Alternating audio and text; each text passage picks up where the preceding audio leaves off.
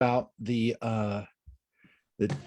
Garden of Eden today, the tree of knowledge of good and evil. I always have to say the tree of knowledge of good and evil because that's what it's called in the Bible. It's not called just the tree of knowledge. So I do want to make that differentiation to be precise and to actually say what the Bible calls it. But it is an amazing story. It's obviously a story that a lot of people know or think they know. We have a chance to actually read it and we have a chance to discuss it and have a chance to read it in depth. And we've got, I'll tell you, we've got Gail on the line. And I'm thinking, I don't know if any of the other family might be watching it. Sometimes Sarah, your daughter, is occasionally on with us, not on Zoom, but on Facebook, or she'll watch it after the fact. I do want to say that I'm thinking of Gail in particular and Sarah, because this was Joe Renson's favorite part of the Torah. He loved the story of the tree of knowledge. And he actually wrote a Devar Torah about it. He was, Joe was fascinated with the concept of what this story is telling us, what it's teaching us, how we can read it, how we can be inspired by it. And so I always think about Joe when we talk about the tree of knowledge, and this one is definitely, this is definitely the time that we're doing it, because we're going to spend some time today, and however much time we spend today. And that's the good thing about reading the Torah the way we're reading it on Wednesday nights, is that we're not in a rush to get through it. And so if how deep we go down this how much time we spend around the tree, so to speak, that's up to us. And I will tell you, though, there is so much here. There is so much that we can think about and discuss. And you never know when we read this where it's going to go. I've read it a few times in preparation for tonight, thinking about it, and I have no idea where it's going to go. So for those who are joining us tonight, again, I hope some people are online with us on Facebook. There are a couple people, or there were. Hopefully they're on right now. We don't know what you're going to hear, but I'm sure it's going to be insightful and thought-provoking for sure. I would like to make a comment before we get deeply into that. Sure. You sent out an email, and there was notice about the tribute to Jonathan Sacks on the 1 year anniversary after his death. Yep. One of the things that was mentioned was how he made the Torah relevant to today. And I wanted to comment that that's what you do for us. When we go into the Torah, and right at the beginning in Genesis, you managed to make it relevant to our lives today. And I wanted to thank you for that, even before we dig into it. Thank you, Joyce. And no, I really appreciate it. You sent me a beautiful email. It's kind of humbling. And I do want to say that is one of the reasons why we share Jonathan Sacks's Divrei Torah so often, because he had a great appreciation for the United States. He had a great appreciation for a lot of the values that I know that we share, especially the idea of personal responsibility, the idea of understanding that the gifts that we have, especially the freedoms that we have, are not things that we take lightly, and that we understand that we have to exercise responsibility with that wonderful freedom that we have. And he really did always, as Joy said, try to give us insights that were relevant and that made us realize how this ancient wisdom, which has accrued more and more, insight over the years. And he had no issue bringing in other sites that were from, other connections from history, from literature, from philosophy, from psychology. And so that was, he was a brilliant guy. And so the link that I sent around to I hope most of you got it. Maybe not all of you got it. I apologize. I'm going to post it up right now. It was the first Sachs conversation, they're calling it, which is going to be, it was on the first yard site of his, the anniversary of his passing. And the first one had Tony Blair, the former prime minister of, one of the former prime ministers of Britain, and somebody who had a very deep love for Rabbi Sachs. And so it was quite powerful to hear the former prime minister of Britain quoting the Talmud and quoting Jewish sources with such an understanding, which I know came because of his relation. I mean, he said so.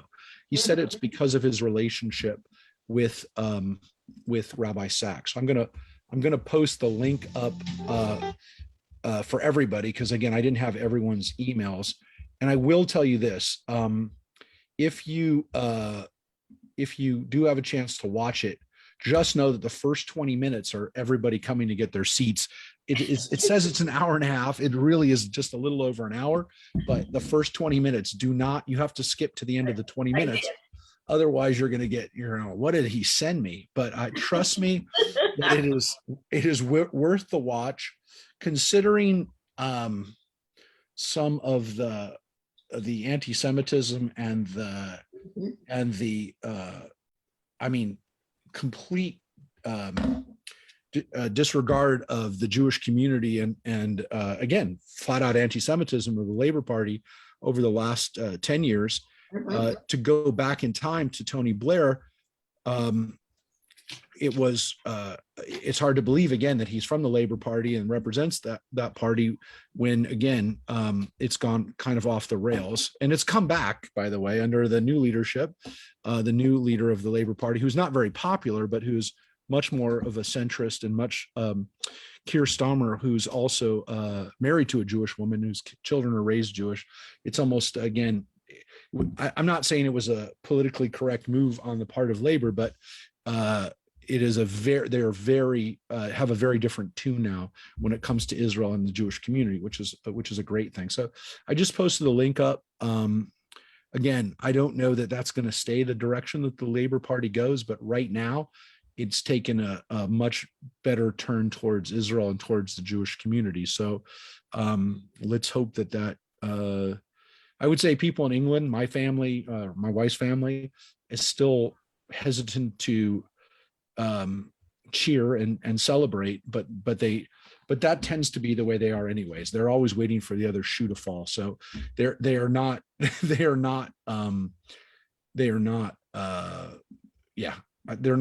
out of the, they don't feel they're out of the woods yet, but let's hope that I mean, look, I'm a little bit more optimistic than my English family there. So anyways, that being said, I do want to let everybody know that tonight, as I was kind of talking about before, I want to dedicate tonight's teachings and learnings to Joe Renson, who, again, even though it's been a few years since he passed. What? Sarah said she's watching. Oh, well, Sarah, that's awesome that Sarah's watching. So Rabbi Sarah Renson, his daughter, who's had a chance, and Gail's daughter, I should obviously appropriately say, who was in our Torah study. Who's there? Who's there?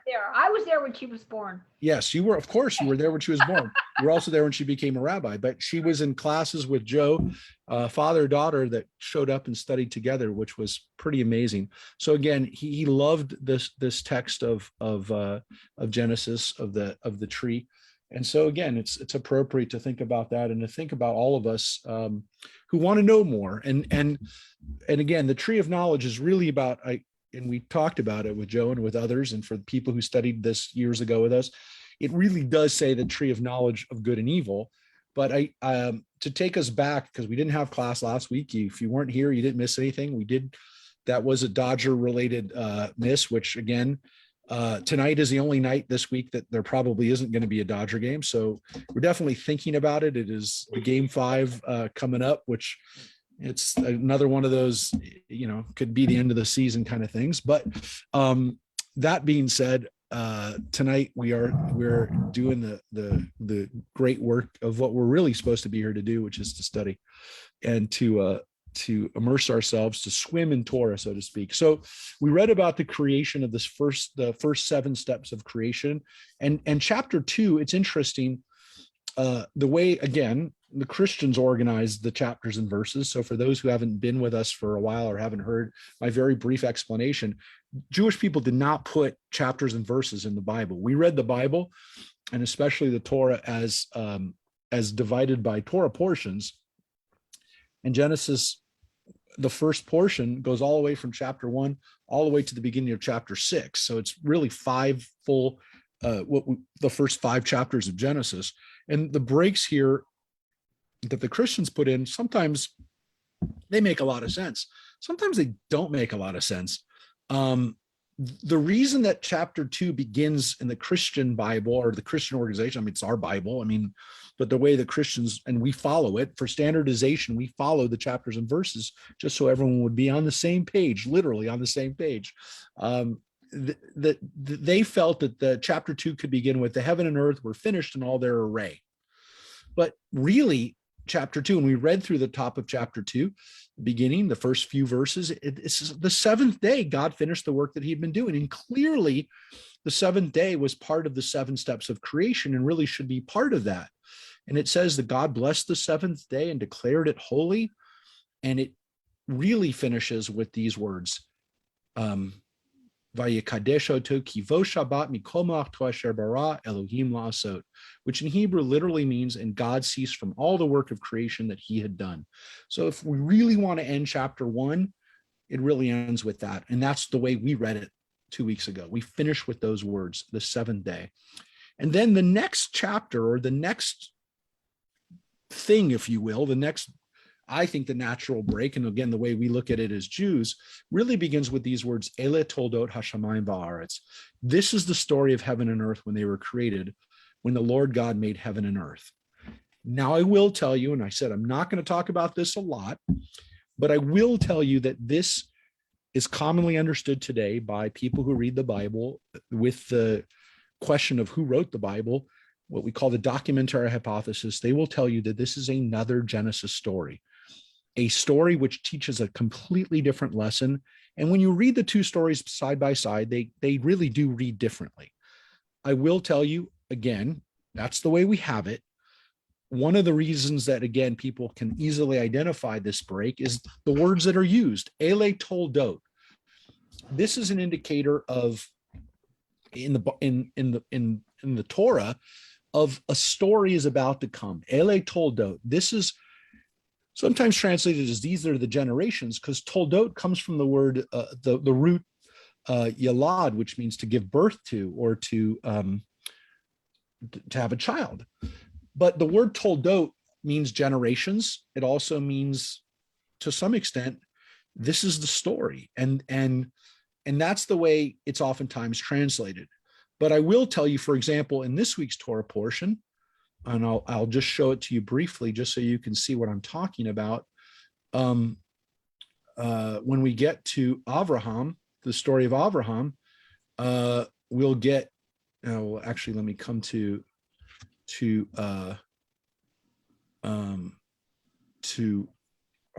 Avraham. It will say something like, I'm going to show you another Ele toldot. Well, actually, you know what? I'm going to give you the easiest one. I'm going to give you the one that actually is from Torah portion that we call toldot. So let me just go to that chapter. So in Genesis chapter, let me go, I went too far. So toldot begins, hold it one second. Here we go, I went too far. This is what happens when you don't have glasses on. It starts here at toldot, right? It says ve'ele toldot Yitzchak. This is the story of Isaac, which again, sometimes it starts with this is these are the generations of Isaac, because then it will go into who begot who, etc. But again, there's a ve'ele toldot. I'll also show you one more because it is actually coming up with Noach. It says right here, Ele toldot Noach, which they translated here as this is the line of Noach, which is more in line with these are the generations. So again, you can see that Ele toldot in the Bible, and again, it's the same words in Hebrew. You see, Ele toldot, same two words. You don't have to read Hebrew to see these words are repeated over and over again, and especially in Genesis. It's not always translated the same way. But if you know Hebrew and if you know those cues, you know that you're about to get a story. And oftentimes, again, it's an indicator that in particular, this author who tells stories with the words, with the introduction, Ele toldot, that we're about to get a tale. We're about to get a story that more of a narrative that's really telling a story that maybe has conversations in it, that also maybe has a little bit more detail. And one of the other things that we oftentimes see is the name of God, Yud He Vav He, which again is the name we don't pronounce. It's translated as Lord. And here it's also, again, one of the indicators that we're reading the author we sometimes call J for JH, for the name Jehovah, which is not God's name, but it is the English version of that. That is the Yud He Vav He name. And that's the word, again, we don't pronounce the Hebrew, but the English is so far away from the Hebrew that I have no problem saying that name when telling you that here it uses the word Adonai, again, the Yud He Vav He name with Elohim after it. So it has both. It has the J name and what we call the E name, the Elohim. But this author, this writer would oftentimes, not often, will use the name Yud He Vav He. And so when we see the word Lord, that's oftentimes an indicator that we're reading from a little different point of view. So however you want to understand it, traditionally, the rabbis understood this because they would never say that there's two authors here. They would say that there's a different story here. There's definitely a different perspective. That's treating it mildly because, again, as we're about to see, and if you follow along with us, the story has a micro version of what's going on Earth. And it really doesn't seem to take into consideration the 7 steps of creation that we read last time: the creation of time and energy, the creation of the separation of the waters, the creation of earth. Right here, right at the beginning, we see such as the story of heaven and earth when they were created, when the Lord God made heaven and earth. And again, we have those same words, Eretz v'shamayim. So our Aretz here, it's Eretz or Aretz is the earth, and then Shamayim is the sky or the heaven. And here it says, when no shrub of the field was yet on the earth, and no grasses of the field had yet sprouted, because the Lord God had not yet sent rain upon the earth, and there was no man to till the soil, but a flow would well up from the ground and water the whole surface of the earth. The Lord God formed man from the dust of the earth. He blew into his nostrils the breath of life and became a living being. And so at the beginning of this story, if you hadn't read the previous story, it does seem like there's nothing here on the earth except for some water, the earth, and pretty much just that's it. Doesn't seem to be the rest of the things that are there by the time we're created in the first version, which is that everything was created and then we're created last. Here it really seems like we're created first. I mean, the earth is there, but there's nothing else yet on the earth. And it says the Lord God planted a garden in the east and placed there the man whom he formed. So if you want to know how people rectify these two stories when they clearly seem to be telling different things, is that when people get to this line, they say, okay, what we're talking about here is the creation of the space on earth where Adam and Eve will live, where the first man lives, which is, okay, God creates everything and then creates the Garden of Eden. So the answer could be, I'm not saying it is, but I'm saying the answer that was traditionally given is this is the explanation for the creation of the Garden of Eden. I will only tell you, but that's not what it says here. It says this is the story of how the heaven and earth were created when the Lord God made earth and heaven. So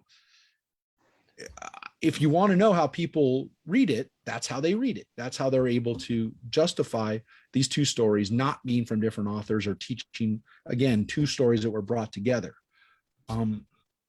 You could ask yourself, why would an editor keep two versions of the same story? And that really, it's a good question. I mean, we can only speculate, we can only theorize, but the idea of keeping multiple versions of a story is actually highly, if you will, it's a highly evolved perspective, which is that if I want to, and again, some people call it the Rashomon effect, but if you want to tell a story, don't you really have to tell the story from the different people's sides? And don't you really have to have, like, if you really want to hear a great story of how a couple met and how they fell in love, you want to hear both sides. You don't want to hear just the side from one person. You want to hear both sides. You want to hear, when you see a great sports documentary, you see a rivalry, a great sports rivalry, let's say like a Larry Bird, Magic Johnson, you want to hear from both guys. You don't want to just hear from one. You want to hear both sides. So it's a really evolved way of telling a story. Maybe it's told twice to teach something different. Yeah, absolutely. But it really gives you the full, if you will, it gives you a full effect. And this story, again, is a much more micro level of what it was like to be a human. The first story really is kind of like, we're humans and we're part of everything of creation. And now we get a story that actually tells us what it was like to be that first human. And so, however, why ever we have it, the great thing is we have both. We have both versions of these stories. And when we finish this story, we can come back and ask that question, because today, by the end of today, we'll have read those two stories. You'll have read the first story of creation and now the second story of creation. So God plants the Garden of Eden and places there the man whom he formed. And from the ground, the Lord God caused to grow every tree that was pleasing to the sight and good for food, with the tree of life in the middle of the garden and the tree of knowledge of good and bad. And so those two trees, well, it seems as though both of those trees are in the middle of the garden. It doesn't say, the way that it's laid out here in English, I don't think you necessarily get it, because it does say it says the tree of life was in the middle, and the tree of knowledge of good and bad. So it does say that, but I guess you could read it either way, which is that the tree of life is in the middle, but there's also the tree of knowledge of good and bad. So it could be that the tree of knowledge of good and bad was also not in the center, or both of those two trees can be in the center and all the other trees are around it. Or the tree of life can be in the center and like somewhere else was the tree of knowledge of good and bad. It is possible, because it doesn't say both of them were in the middle. It says that one was in the middle. And then, so it could be read that way, but it also doesn't have to be read that way. That's all I'm saying, is maybe the tree of life was in the middle and everything radiated around it, or maybe both of those trees were in the middle and everything radiated around it. Now, here's the water. A river issues from Eden to water the garden, and it then divides and becomes 4 branches. The name of the first is Pishon, the one that winds through the whole land of Havilah, where the gold is.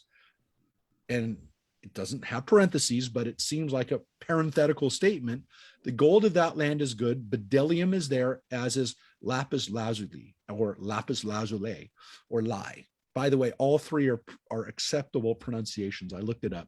You can call lapis any of those 3 things. That is the beautiful blue stone that was very valuable in the ancient world and is still a beautiful stone for jewelry.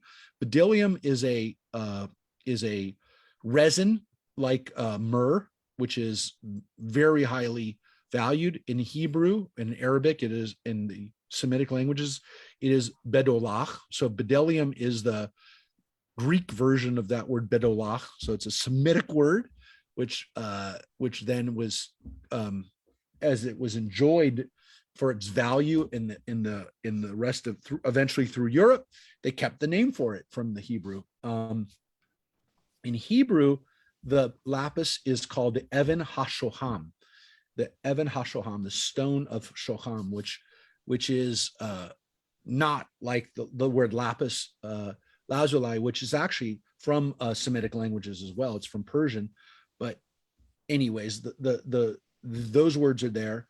And the zahav, the gold, it says it's tov. And so it says there's gold there, and then it says the gold there is very good, is not very good, is good. So there is this description of this area called Havilah. And so it has those resources there, which again would make that place very valuable. Where is Havilah? Well, we think it's probably in the Near East, maybe around Arabia, around the Persian Gulf area. But this little story about the rivers branching out from Eden is actually probably more again of a story that explains what we call an etiology for this headwaters for all the rivers of the world. And so there's this kind of idea that there's this primordial river which feeds all the great rivers of the world. This first one, the Pishon, is a little bit more difficult to identify. But why do we think that Havilah is in? I thought the river they were talking about was the Tigris and Euphrates, was more Mesopotamia. We'll get to it. Eden was. We're going to get to it. Oh, okay, all right. Sorry. We're going to get to it. So the next river is the Gihon. The name of the second river is Gihon, the one that winds through the whole land of Cush. Now, this seems to be more of a description maybe of the Nile, or maybe the Blue Nile, or part of the Nile that goes through Cush, which is lower Africa. But this is a river that, again, would feed into the Nile, which is, again, sometimes called the Blue Nile. This is a river that is one of the mother rivers of the world, right? So if this is a river for kind of the furthest west part of the Middle East, it's possible that the Havilah area is, further on the east side is like the area around Arabia, maybe even as far as the Indus River, some river that is a major river that kind of holds the world together, if you will. So the Nile may be on one side, maybe the Indus on the other. Those were basically two of the cultural, Egypt and India were the kind of on both sides, these cradles of civilization. And then this other set of rivers that we get to, which are kind of, again, part of the Middle East, a part of that region of the birthplace of the world. The third river is the Hiddekel, which is the Tigris River. The name of the third is the Tigris, and that flows east from Ashur. So the Hiddekel is the name for the Tigris in biblical and later on in Jewish sources. That's what we call the Tigris River. And then it says the fourth river is the Parat, the Euphrates. And in Hebrew and in Semitic languages, the Euphrates River, the Parat, is the one that we know the most, and it's the one that is clearly, even in English, we can recognize the word parat. The word Euphrates, Euparat, is the Greek version. The EU before a word means the good, so it means the good Euphrates River. It's the good Parat, and so Euphrates was what the Greeks called it, and we, for the sake of identification and standardization, we call it the Euphrates. So the Tigris and Euphrates rivers, we know again, is the cradle of civilization for Mesopotamia. Mesopotamia literally means between the rivers, between the Tigris and Euphrates rivers. So that area is also considered one of the cradles of civilization. And those rivers are the lifeblood for the ancient world. And all of those rivers flow out of Eden. And so this is an explanation for these rivers. And now we go back. So after this kind of like little excursus into the rivers, we get back to Eden.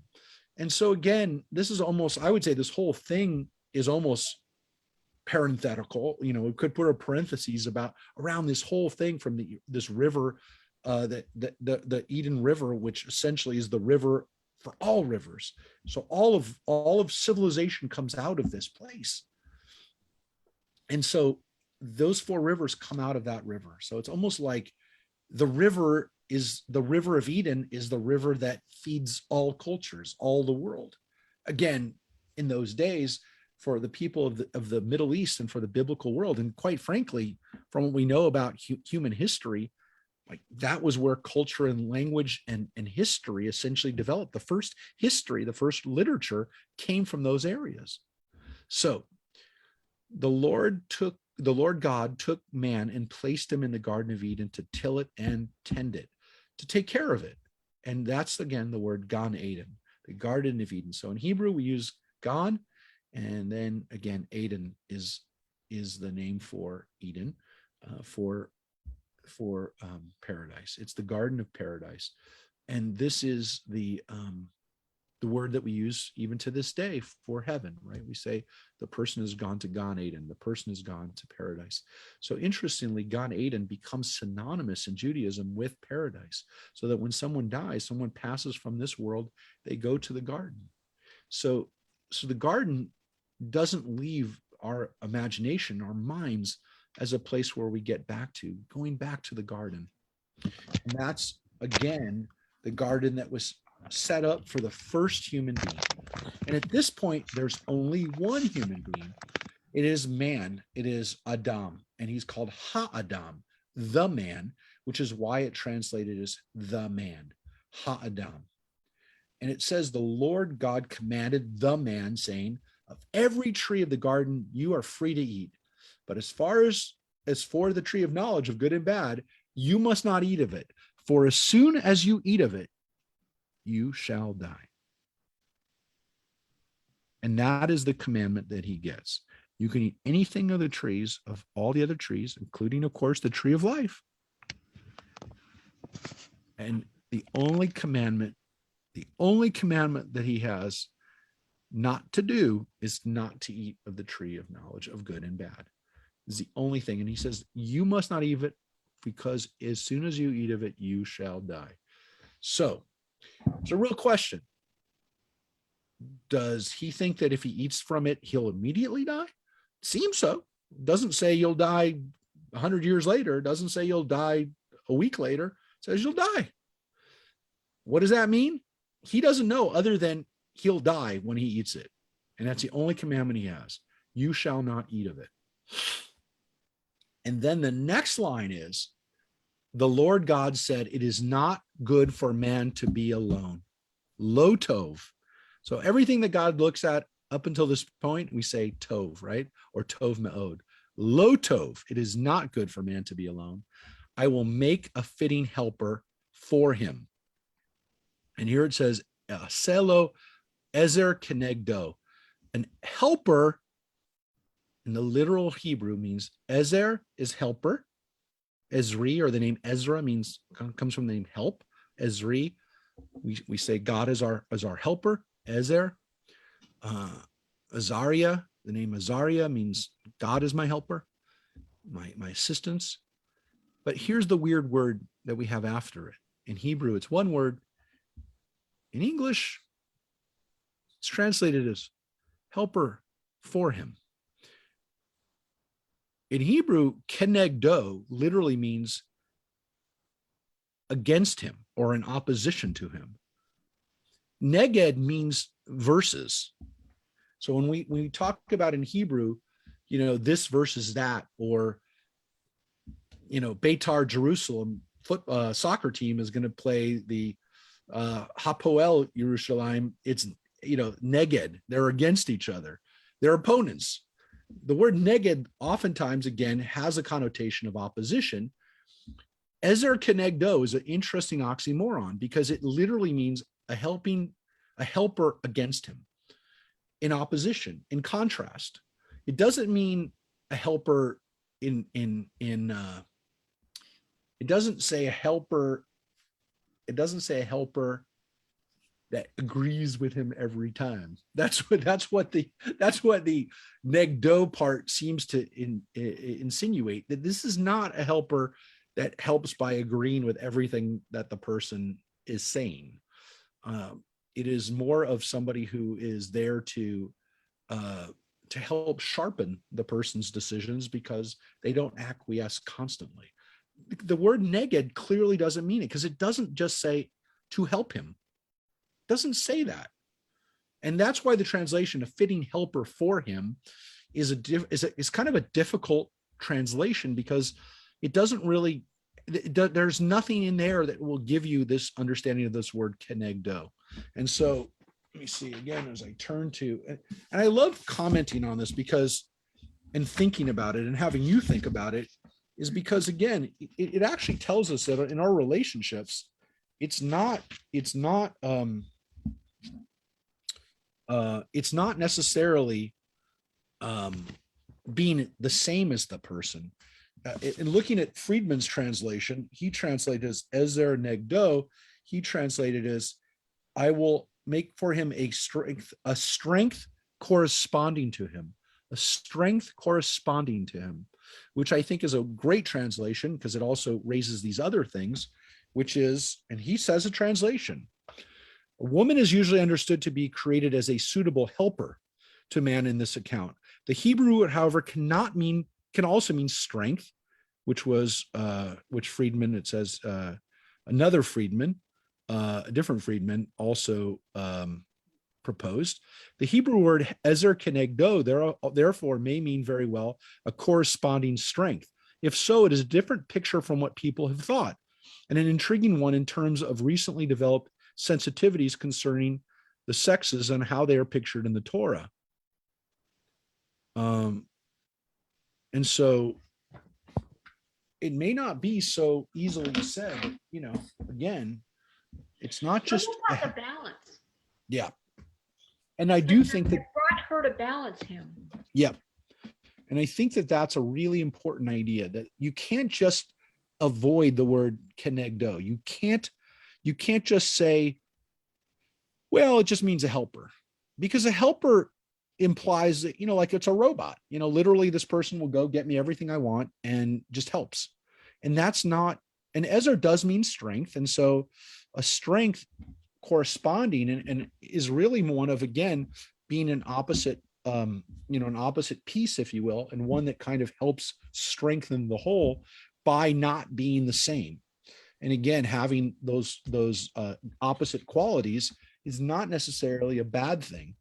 It's an interesting thing that the Torah seems to say that there's a piece missing from him, and that corresponding piece isn't going to be the same piece of the puzzle, right? So the piece that goes into the puzzle doesn't necessarily look like the other piece, right? It's almost like the opposite of that piece, if you will.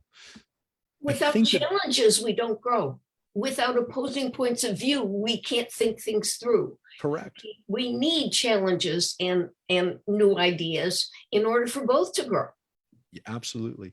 And I think that this is a really important point that people forget when they're in relationships, is that it doesn't mean the person agrees with you. This is not the view of the Bible of what this original relationship was like. And so again, you have to translate that word kenegdo, however you translate it. If you put in opposition, in strength, in corresponding strength, but it definitely doesn't have this sense of like, well, she did everything he asked him to do. So it does not have that sense. So the Lord God formed out of the earth all the wild beasts and all the birds of the sky, and brought them to the man to see what he would call them. And whatever the man called each living creature, that would be its name. And so here it does seem like the animals are created after Adam. It seems like, again, they're brought to him to name and to identify and to essentially look at God's creation and say, okay, this is what I want to call this. And so God literally brings the human into the picture to see these things and to name them. And in naming them, the man gives the names to all the cattle and to the birds of the sky and to all the wild beasts. But for Adam, no fitting helper was found. There was no Ezer Kenegdo amongst amongst the animals. There was no fitting helper for him. lo matzah. They couldn't find it. So it seems again like the animals were created to somehow also give Adam, or the man, I should say, he's not called. I mean, here actually, you could say la Adam. Now it could be translated in for the man, but it also could be for this man now known as Adam. So it could be that he it could still be called the human or the man, or you could, as they now call him, but for Adam, no fitting helper. So it could be the first time that he actually, and maybe he named himself, maybe in the process of seeing God's animal creations, that he says, I need a name too. And so now he calls himself Adam. But hold on to that. Yeah, I mean, it could be translated either way. Friedman actually is still calling him the human. He's not calling him La Adam. It could be La Adam. It could be, again, the vocalization or the vowels. We don't have them in the Bible, so it could be to a person named Adam or to a human. And by the way, that's still the case in Hebrew today. The word Adam means human, and of course, Adam is also the name Adam. But in Hebrew, they both have the same word. Adam is a human, and it also could be a person. So you have to understand the context that people are talking about. So again, either way, the animals, he names them, but he doesn't find a companion, a helper amongst them. It's interesting that God has Adam name the animals and he doesn't name the animals. God doesn't name the animals. He has Adam do it. So what do you think the significance of that is? He's giving Adam power. I mean, when you name something, you have power over it, don't you? You have power over it, and you also have knowledge over it. And so of it, that's the proper preposition. He has knowledge of it. So naming it gives him knowledge of it, and identification is the first kind of step to know it, to have knowledge of it. And so his knowledge of it gives him that ability to say, this is what this is, and it's not my helper.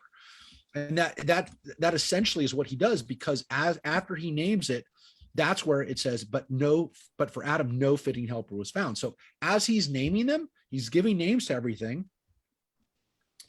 And again, there is this dichotomy here too between the animals that are domesticated, which they translated behemoth as the cattle, and the birds of the sky too. It doesn't say fish, by the way. It doesn't say he named the fish, but let's just say he named the fish. It doesn't say it, but he names all these animals. But it also differentiates between, and again, I don't love the word cattle here. He does not.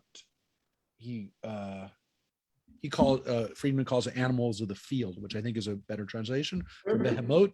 Behemoth implies donkeys, horses, domesticated animals you'd find around a farm. And then the animals that are hayot are wild animals, which they translated as wild beasts. And we still, of course, use that word we said for hayot.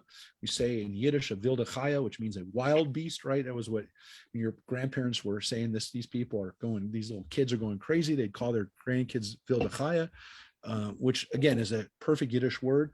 Wilde means wild in German, and chayot is the Hebrew, right? So wilde chaya is a wild beast, or wilde chayot, which is the chayas, which are the. So if you heard that word, that phrase in Yiddish, that's where it comes from, chayot. But chayot is a wild beast. You don't even have to say wild, because chayot has a connotation of animals that are running around and not domesticated. So none of these things are ready for Adam as they're not what Adam needs. So the Lord cast a deep sleep upon the man, and while he slept, he took one of his ribs and closed up the flesh at that spot. Now, I just want to make sure how Friedman translates the words for rib. He uses the word rib. He doesn't even get to what the other possible versions of it, which are that it's not his rib but his side. most people say, again, this is an explanation for why a man has one less rib, usually on the rib cage, right? An undeveloped rib. This is more of an explanation, again, for an etiology for why man doesn't have that extra rib there usually. And so it closes up the flesh at that spot. So God causes a deep sleep to come on Adam. And here it is, the human, again, it goes back. That's why, if you want to say, that's why I probably wouldn't have called him Adam here in this translation. I think it's because it's still calling him the man. Ha-Adam in the next line. Again, I don't want to dwell. It's not a huge difference, but probably that was a little premature to call him Adam. But the word tardema in Hebrew, I also like to point out, this is not a sleep. The word yishan here, which is the sleep, that is a sleep that you and I have when we go to bed normally. A tardema is literally almost like a coma, which is why they translate it as a deep sleep. But it's literally the word we use for knocking somebody out.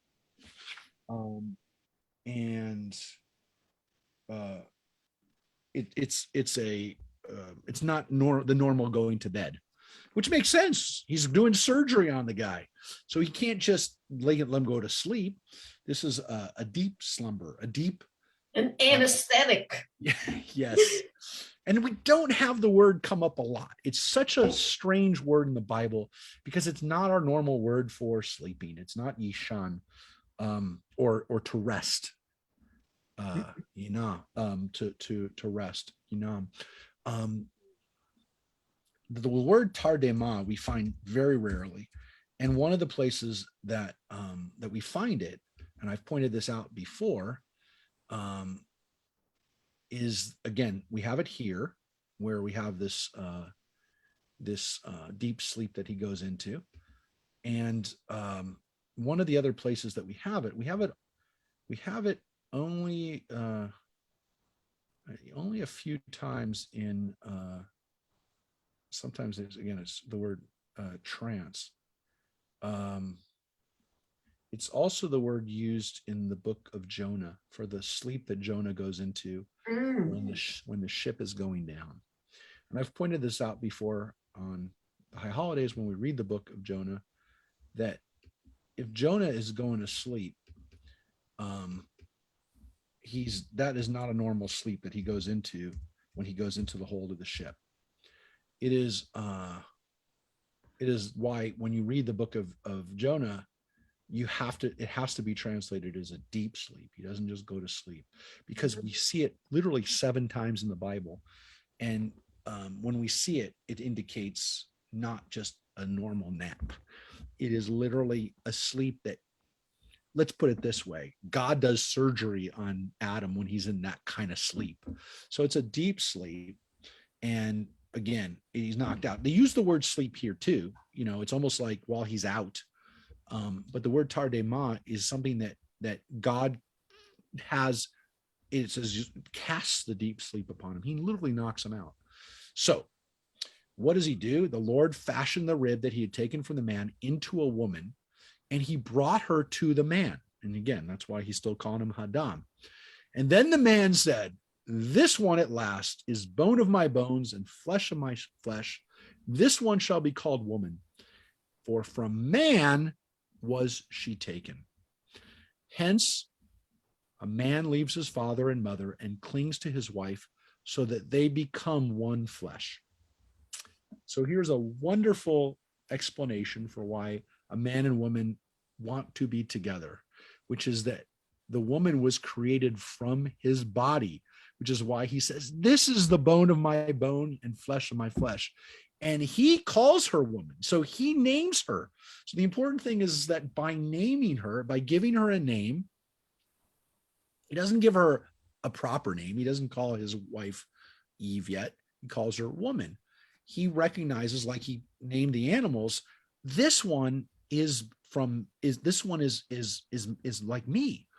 And the word ki me'ish lakachsod, from a man, ish, and that's the word isha. So we have the word isha in Hebrew, which is woman, and then we have the word ish. And so he says essentially, I'm calling her isha because I'm an ish. I'm a man and she's an isha. So here we have like a version of why women are called women, which is that Adam calls her a woman because she came from me. She came out of my bones. Now, it's a weird story, obviously, because again, why would, we have a version of the story that says that man and women were created together by God. And here we have a different version where man is created clearly first, and then a woman is created so that man will not be alone. And an explanation for why men and women are together. Why does a man leave his parents and cling to his wife? Because they are one flesh. Now, it's a reunification on one hand, and I want to throw this out for people.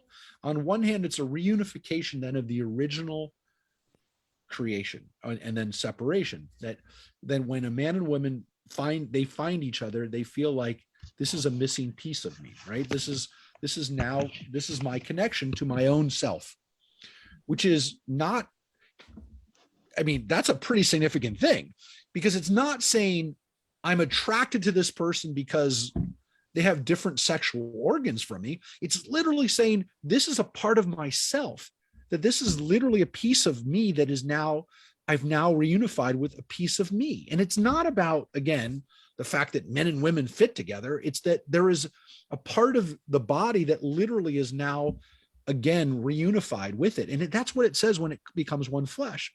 What's interesting too is that it's not just a reunification of the original body, if you will.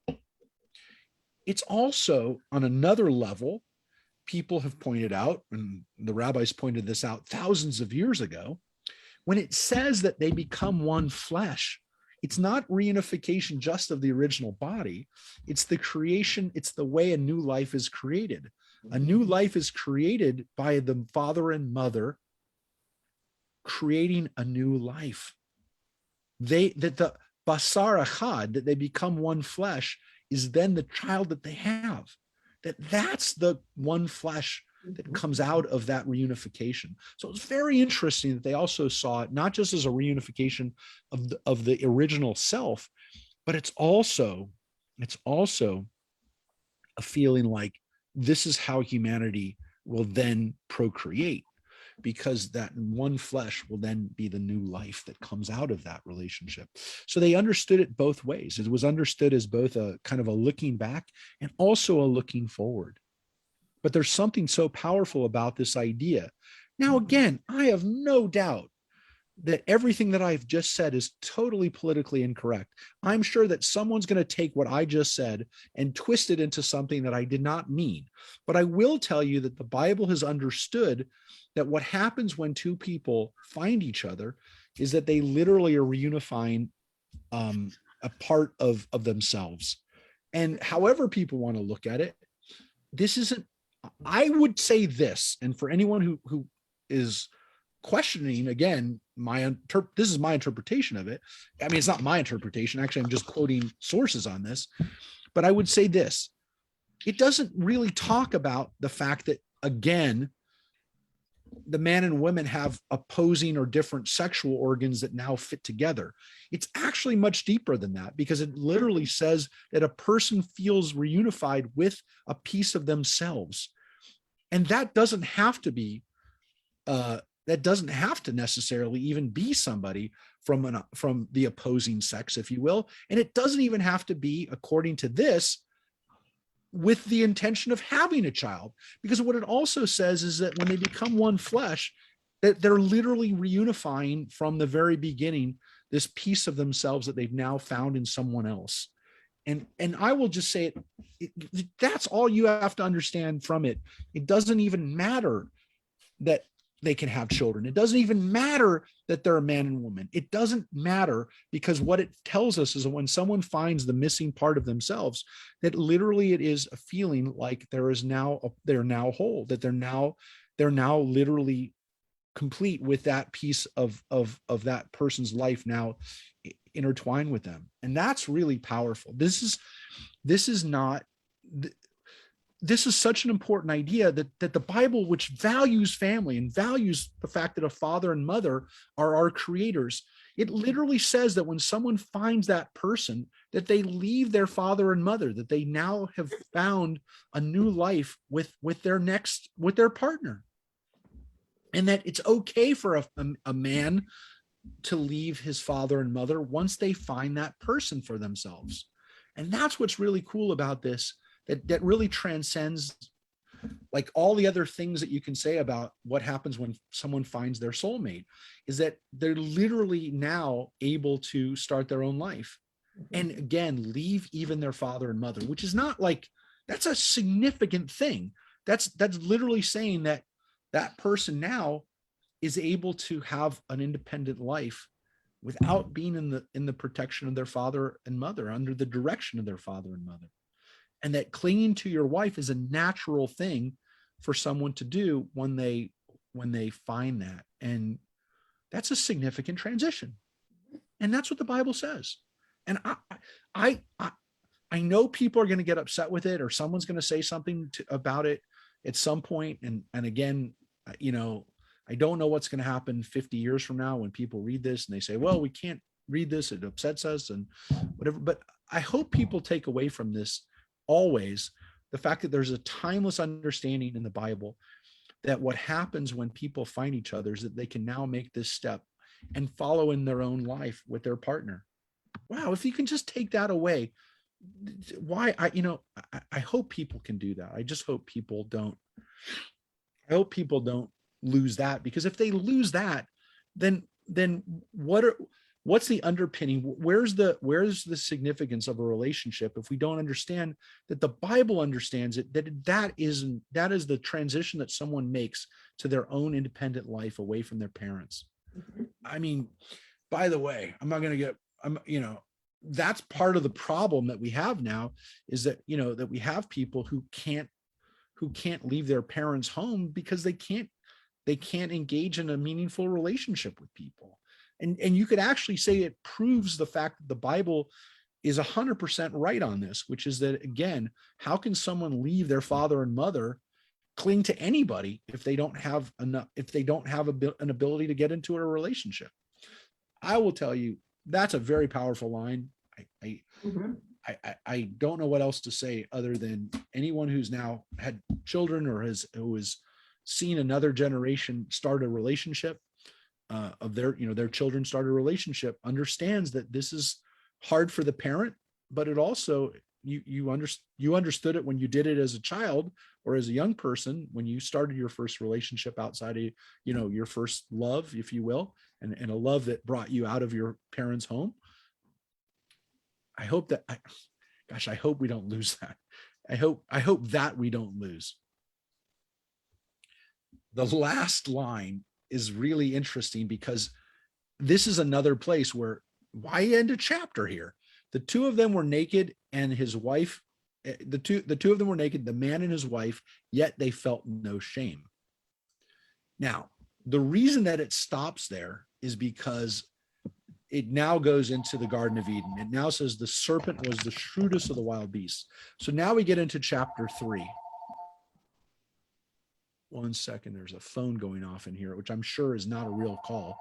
It is going to be a telemarketer. But anyways, it is, that's why the break exists here. But I mean, this is another story that's beginning. But to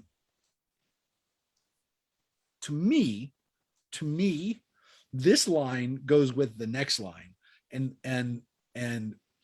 the way that it's laid out, it basically puts it with the previous story, which I think essentially ends with, hence a man becomes a flesh, and not this little addition, which is the two of them were naked, the man and his wife, yet they felt no shame. I think that really goes with this next part, which again, if you translate now the serpent,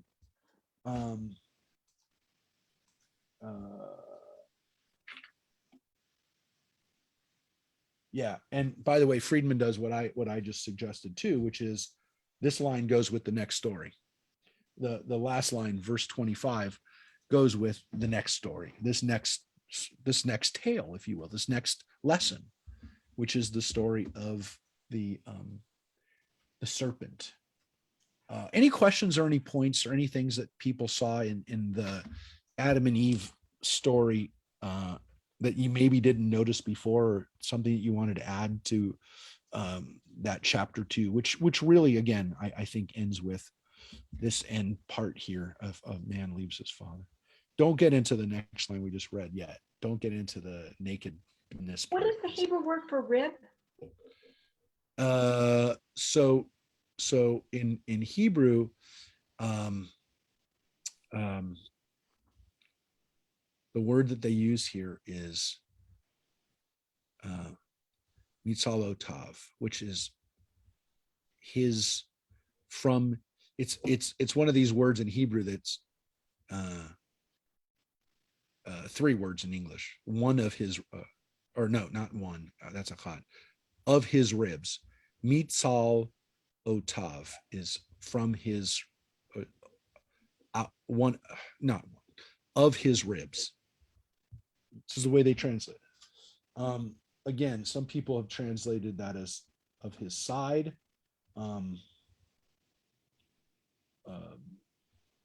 Again, Friedman doesn't like that, but some people. I've heard it translated as bone. No? It's not bone. It's not. Okay. It's not bone. It's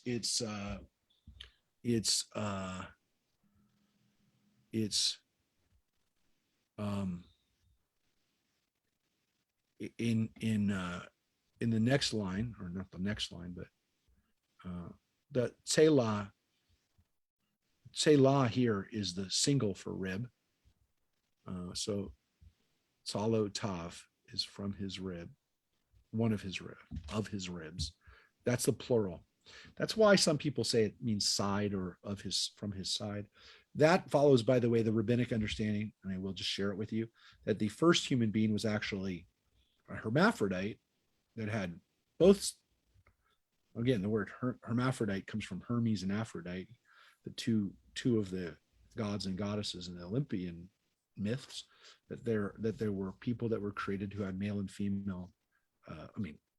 There are. I mean, it's a physiological fact that the first human had both sexual organs, and that when it says that they were split apart, that the first human being was split up and to a male, and the original human was male and female, which is why it says in the first version he was created male and female. And so the rabbinic understanding 2,000 years ago was that the first human had both sexual organs, and it wasn't a rib that was taken, it was one of his sides, that he's literally split down the middle, and those male and female sides are now separated. So it's a very interesting idea that the original human being was actually both male and female, and needed to be separated in order to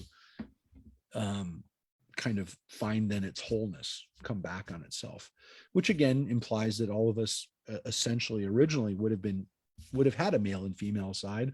That again, the implications of that are interesting, but it's a very old tradition, by the way. What I just told you is not like some newfangled, sexual identity politic statement. There is a 2,000-year-old midrash that the first human being was a hermaphrodite, which explains why it says male and female.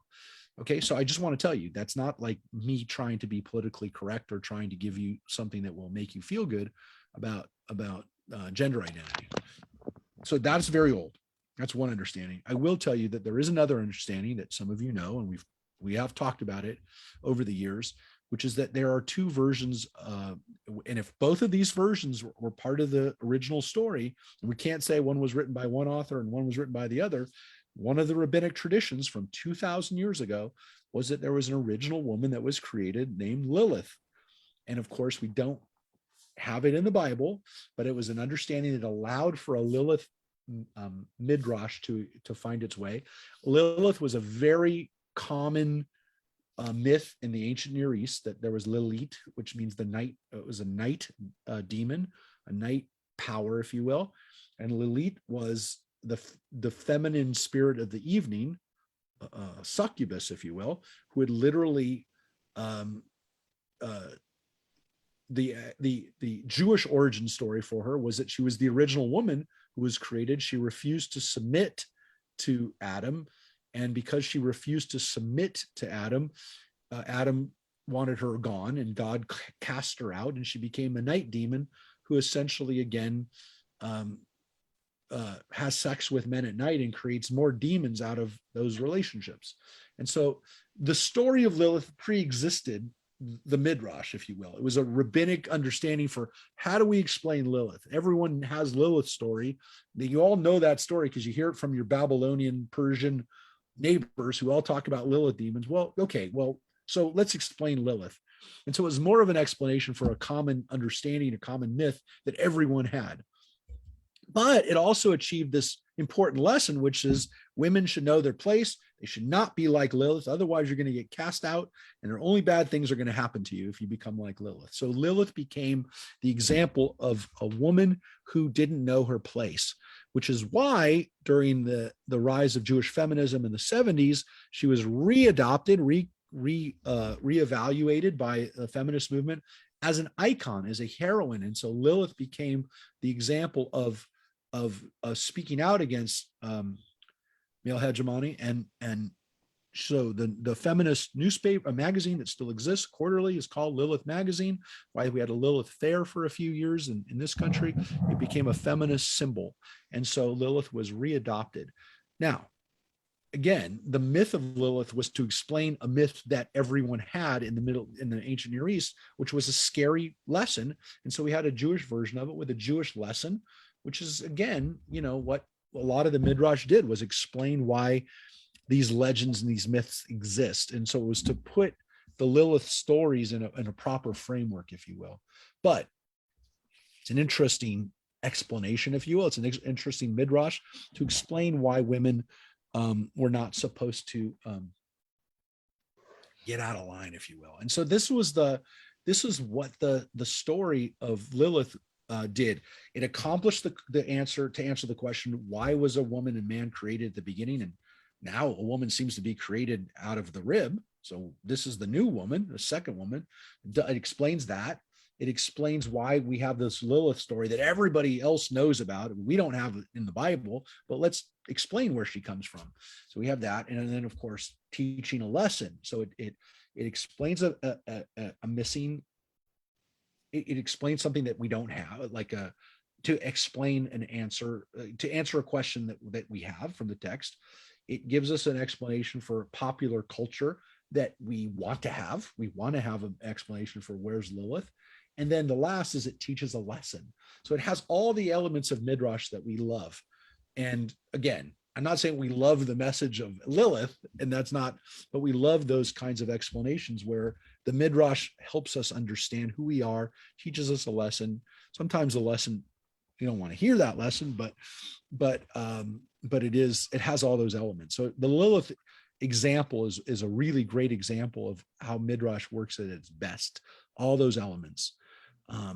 So those are all parts of this story of the creation of women that, again, it's a big issue for, within the Bible to explain why are men and women different, but yet they seem to continuously want to be together. And what are the lessons that we take away? So the rabbis have an explanation in the Midrash for some things, but the Torah also has these etiologies. It has these explanations for why these things exist. So the Bible has them. It sometimes we need a little bit more. So that is, the line in back to Gail's point, though, a bone, it says an etzem me'atzmi, which is bone of my bones. An etzem is a bone in Hebrew, but it also is my body. Mm-hmm. So bone of my body. I wonder if he said that, bone of my body. Bone of my bones, flesh of my flesh. Now you got to kind of go with that. And the second is basar mi basri. And basar means flesh, right? So basar is the word we use for meat into this day, right? It means flesh, skin, tissue, if you will. So it's bone and flesh. But basar is the word when we talk about basar, that is meat, fleischig, as we say in Yiddish, flesh. So whenever we see the word basar, we usually translate that as flesh. And etzem or atzmi is bones, but also like my body, myself. Basar really is usually used for flesh. So we have both of those, and it's poetic: bone of my bones, flesh of my flesh. So it is. Rabbi? Yeah. And besar in Spanish means to kiss. Oh, interesting. That's true. Yeah. Interesting. I wonder if there's somebody who's ever written a thing about that being also part of my to kiss. That's nice. That's a really nice one. Yeah, you have to even be, I mean, anybody can be far more trilingual than me, but yeah, that's really good. And it's a beautiful idea. And here again, they become basar echad. So here it actually says one flesh. It doesn't say one bone. It really says one flesh, basar. It doesn't use bone and flesh. It says flesh, one flesh, which again is probably what leads to the idea of it being a child. A basar echad is another flesh, another piece of tissue, if you will, which but again, the word davak or debek is to cling to. It's to attach to. It's like glue. That's the word for glue in Hebrew. Debek, it's also the root for the word dibik, which is not really connected to this, other than we talk about dibiks, which are spirits that attach themselves to a person. The word is from the root to cling to and to affix. So a dibik was a spirit that attached to another person's body, if you will. And it comes from the same word, exactly, possession. And in Hebrew, it really is, it's interestingly not possession, it's clinging to, which again, you could say, is it the same? But it's really to hold on to more, or to stick to, rather than to like inhabit. But again, that's why you could get rid of a dibik, because it wasn't it wasn't you, it was attached to you. It was But something. the passage also explains to me why, when Lee died, I felt I lost part of myself. For a while, I felt part of me was missing, and that was, I didn't have an intellectual explanation for that, because we always were two separate individuals. But when he died, it really felt like I had lost part of myself. That's a good point. When my husband died, I felt like I lost an arm or a leg. Yes. Yeah, exactly. A hollowness, an empty place in me. Yeah. And it makes sense when the Bible describes that type of feeling that people have, that that this is a piece of you. Yes. And so that's what we're doing when we find that person in our lives that is our flesh, that we feel like it is our flesh. And again, that's why people feel like a phantom piece missing from them. Yeah. Somebody's had an amputation and feels something that they feel like it's there, but it's now it's not there. You have that feeling of part of me was gone. Yeah. So this is what the Bible envisions a relationship should be like, and it should feel like people have that connection, which again, it feels like it's a piece of you. It's a piece of you. Yes. So this is again, this is however people want to explain this. I hope they don't disregard it, and I hope they don't lose the power and the beauty of this image, because again, however you understand how the Bible has come to us, for thousands of years, people have said this, and again, it's oftentimes said at weddings. People have even, in Christian weddings, they'll sometimes use these words, that man and woman are the bone of my bone, flesh of my flesh. It is, it's something we say during the wedding ceremony, during the Shabbat Brachot.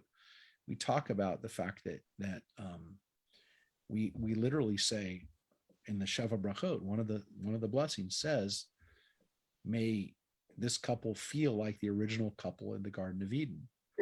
Now, and it says Gan Eden. It says literally like the first couple in the Garden of Eden. So we actually say that during a marriage ceremony, as we have for thousands of years. Now, we're about to get to the next story, and we're going to read. We'll read this.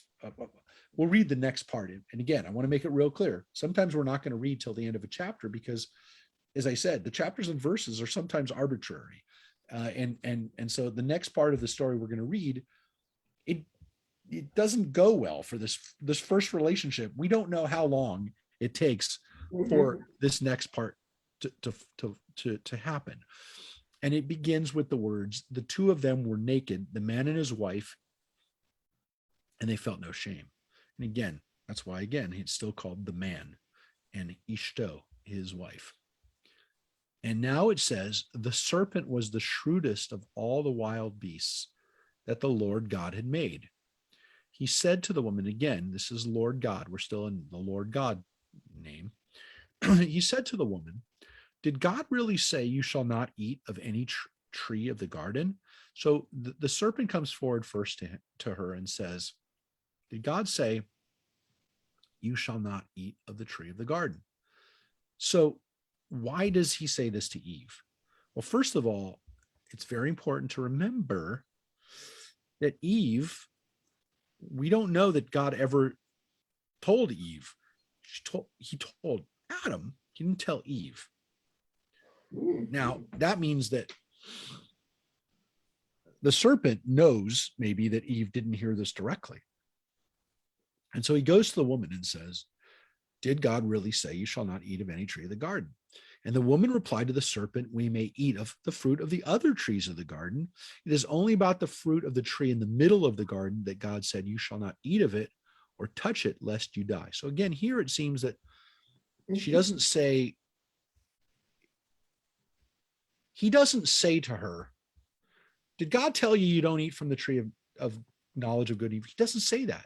He actually says, can you eat of any of the trees? And I mean, is there any of the trees you can't eat? That's the way he says it. He doesn't say, can you eat? He says, are there any trees you can't eat? Does God really say that? Did God really say that? And so his challenge to Eve was not, he doesn't come to her and say, God didn't really tell you that. God didn't really tell you not to eat of the tree of knowledge. He starts by saying, did God really say that? So first is the question, is that really a rule? And then he doesn't even specify of the tree of knowledge yet. She says, you're not supposed to eat of the trees in the middle, which, by the way, at this point, I do want to point out, still doesn't even say the tree of knowledge of good and evil or the tree of life. They're both in the middle of the garden, maybe, perhaps. And so we don't really know how Eve understands this.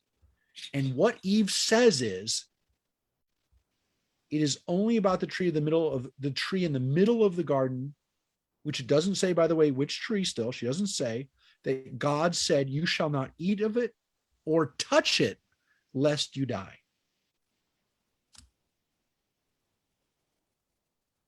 Now, the rabbis point out a long time ago, that's not what God said. God said, you're not supposed to eat of it. God never said, don't touch it. And so the rabbis taught our interesting midrash here, which is that Adam messed up because Adam told her something that God never said, that Adam added to the law, and he had no right to add to it. And he actually set her up for failure because he did it, because God didn't say you can't touch it. Maybe Adam said, don't touch it. Don't even look at it, right? Don't even breathe on it, because Adam is scared. Adam was told not to do something, and he's telling her, don't even look at, don't touch it. Definitely don't eat it, but don't touch it. Now, the interesting thing is the rabbis point out that maybe the serpent, and the midrash here, the explanation they give is that the serpent touched it. It doesn't say that, But the serpent says to the woman, you are not going to die, but God knows that as soon as you eat of it, your eyes will be open and you will be like divine beings who know good and bad. And that's what the serpent says to her. The serpent says to her, you're not going to die. You're just going to have knowledge like the divine beings know good and bad. Now, what's interesting about this is it doesn't say, again, not going to have any knowledge, right? Because it doesn't say knowledge. It doesn't say wisdom, which we sometimes say that the apple represents the knowledge, It says knowledge of good and bad. Tov v'ra, knowing good and bad. And knowing good and bad also seems to imply, which is why I think it's really important for that first verse to be part of this, that this idea of being naked is it becomes a judgment of being good or bad. And you'll see that play out in what happens in the story. That's why I don't like the fact that they put that in the previous chapter, because I think that knowledge of good and bad, that knowledge that creates this sense of shame in them, as you're going to read, is part of like the lesson, if you will, of this story, which is that something changes when they eat this, right? And so what they'll be like is like divine beings. You'll be Elohim. You'll be like divine beings, which is translated as divine beings, but it could be like God. Let me just check to see whether Friedman says. Yeah. Friedman does translate it the way that I would translate it, is not divine beings, but you will be like God. Ke Elohim. That you will be like God, knowing good and bad. So, they have a note around it because it could also be God. You'll be like God, knowing good and bad. So this missing piece of who they are at this point is this lack of knowledge of good and bad. They don't know good from bad. They don't understand it. It's not part of their existence at that moment. Until they eat of it, they don't have it. That's clear. I mean, that is 100% clear from the serpent, from God, everything. And again, is the serpent really wrong in what he says? Now, again, he is tricking her, which is again why it says the serpent was the shrewdest. We know that from the beginning, that he's deceiving her and he's tricking her, but he's not actually lying to her necessarily. I mean, he could be. You could say he's lying to her because he's I mean, I don't even know if you could say he's lying. He's leaving out parts, or he's playing on her lack of knowledge or her lack of information. And as the rabbis, as I said, pointed out, also her being told something that wasn't true. So if the serpent at this point touches the fruit and then basically, kind of encourages her, which we see, the woman saw that the tree was good for eating and a delight to the eyes, and that the tree was desirable as a source of wisdom. She took of its fruit and ate. She gave it some to her husband, and he ate. So that is the critical shift right here. The woman saw that the tree was good for eating. Now, again, the word here is tov, which can usually is translated as good, but you can also translate it as fitting or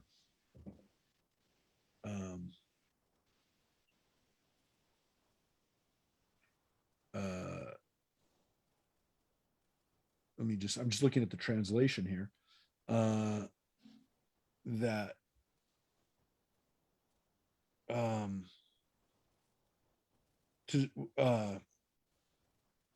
translation that Friedman uses was good for eating, and it was good for eating, and it was an attraction to the eyes, and the tree was desirable to bring about understanding.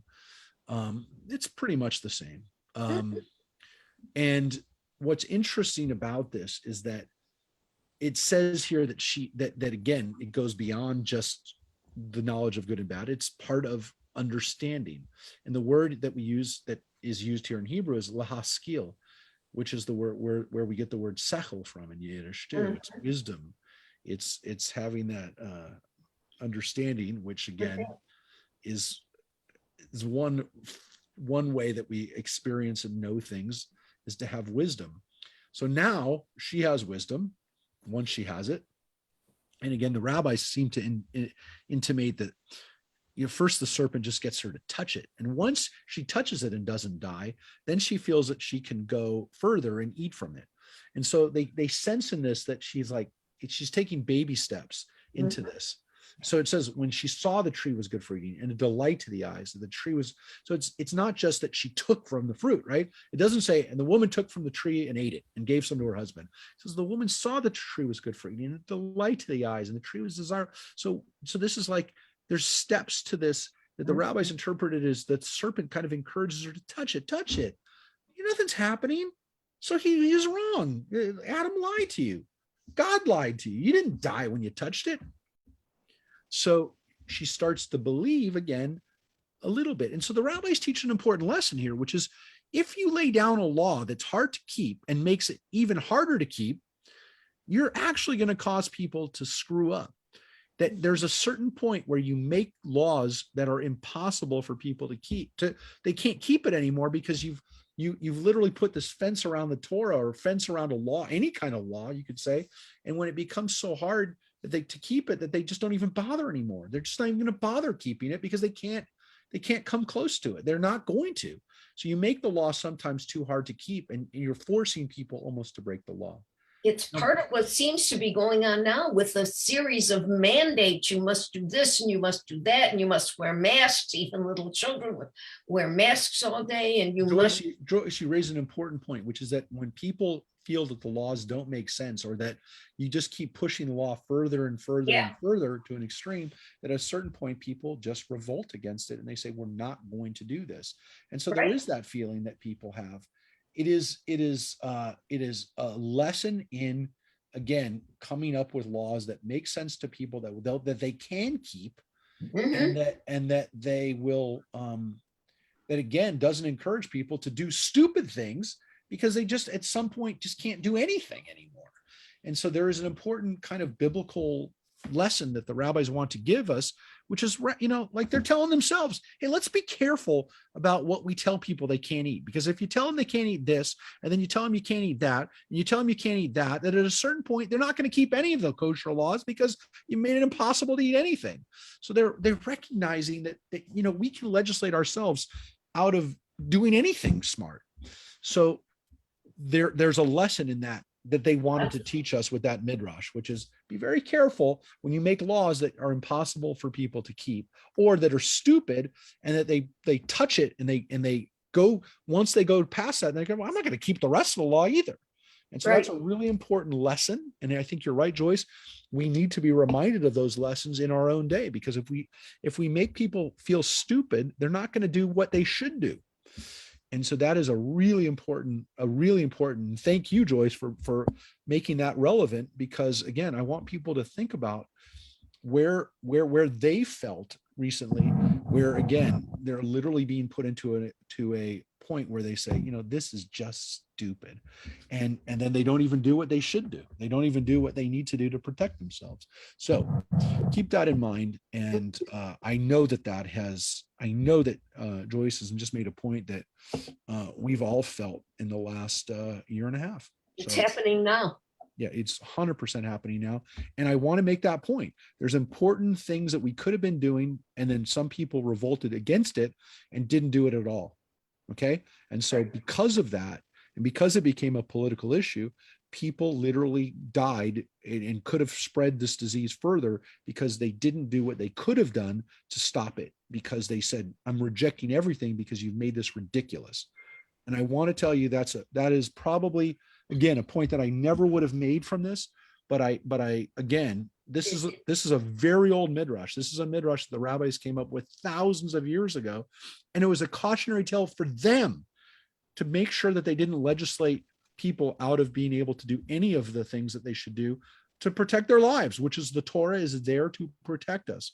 But if you make it so that people are like in bubble wrap, they're never going to do anything because they feel too constrained and they won't keep any of the laws. So it's a really important law, concept. It's a really important thing that I think parents need to remember, because sometimes they come up with laws for their kids and their kids wind up, rebelling against everything because their parents have stifled them so much.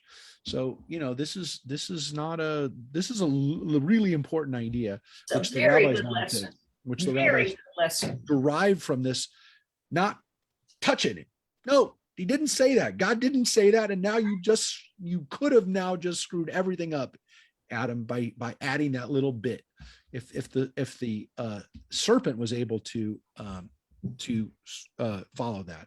And so what happens, of course, we're right here. She gave some to her husband to eat. No question. He eats it. The eyes of both of them were opened, and they perceived that they were naked. And there's the word again, naked, erumim, arom, which means naked at beginning. And now it says arom here. But what's so important about this, that now they're naked, and they sewed together fig leaves and made themselves loincloths. So they start to make themselves clothes. Their recognition of their nakedness, now they react by making clothes. And it's really interesting because the Bible essentially is telling us that our desire to make clothes comes from this feeling that we had of being naked and ashamed, or perceiving that we were naked. What's so funny about this is that this is actually a pun. The word erumim is a pun on this word, which is right here. It says the serpent hanachash haya arum mikol hachayot. That the serpent was the shrewdest. Now the word arum is the same root, is a pun on the same word of naked. Oh. And again, you don't notice it. And again, it's right here. Hayu shnehem arumim. You see the word arum there and arum there. It is a pun on the word naked, that's saying that the serpent was shrewdest, because they could have used other words. They could have said he's wise, could have said he has sechel, he could have had chacham, he could have had knowledge, but it used the word arum, which is shrewd, but also has this connotation and this pun play on the word arum, which also means naked. So they are naked, and they make clothes out of the fig leaves, because that's the word it uses. It uses te'aneh, which is the word for fig, and they made loincloths. That's what it says. That it's not clothes, it's loincloths. Now, they heard the sound of the Lord moving about the garden at the breezy time of day, which is interesting because God is walking around the garden. God is in the garden. And the man and his wife hid from the Lord among the trees of the garden. And again, the word betoch etz hagan, which goes back to, again, the idea of being in the middle of the trees of the garden. Now they're in the toch hagan. Now the man and wife are trying to hide in the garden. Just like the trees were in the middle of the garden, betoch hagan, now they're in the garden. And so they're trying to hide amongst the trees. Now, the Lord called out to the man and said to him, "Where are you?" Ayecha. And we've talked about this before. Ayecha means literally, "Where are you?" which is why it translates it as, "Where are you?" It's not, "What did you do?" It's not, "How are you?" It's not all the other different words that God could have said to him. It is, "Where are you?" Now, God is all seeing. God knows where he is. So clearly the word ayecha here means something deeper. It means, again, where are you spiritually? Where are you mentally? Where are you in the world right now? Where do you think you are? Who do you think you are? Where are you? Ayecha. That's the first question that God ever asks a human being. It's not the first thing that God said. At this point, God had told Adam not to eat. God's given direction. God has spoken to man. But I want to be very clear. The first question with a question mark is Ayecha, where are you? That is the first question asked of human beings. Where are you? He replied, I heard the sound of you in the garden, and I was afraid because I was naked. A room. I was naked, so I hid. Then he asked, who told you that you were naked? Did you eat of the tree from which I had forbidden you to eat?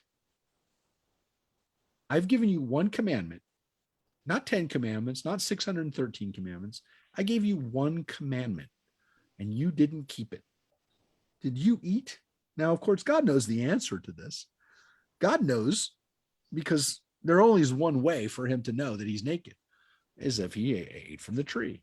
So God knows. I mean, the question follows right away. It's not God said, what did you do?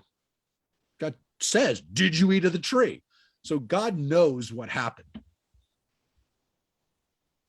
mean, the first question, he doesn't even wait for a response. Who told you were naked? Did you eat of the tree? And the man said, the woman you put at my side, she gave me of the tree and I ate.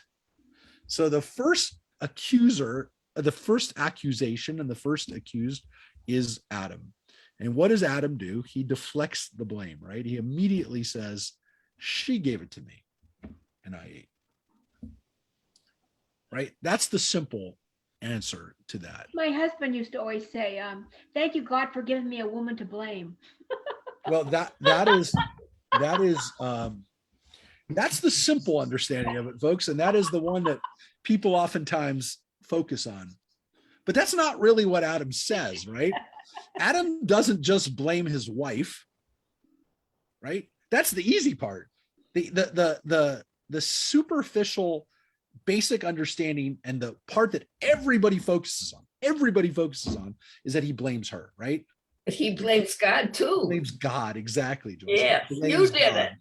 You put her at my side. So he doesn't just blame Eve, he blames God, which is the ultimate chutzpah. I mean, literally, he doesn't just blame Eve, he blames God. You put her at my side. He actually blames God first.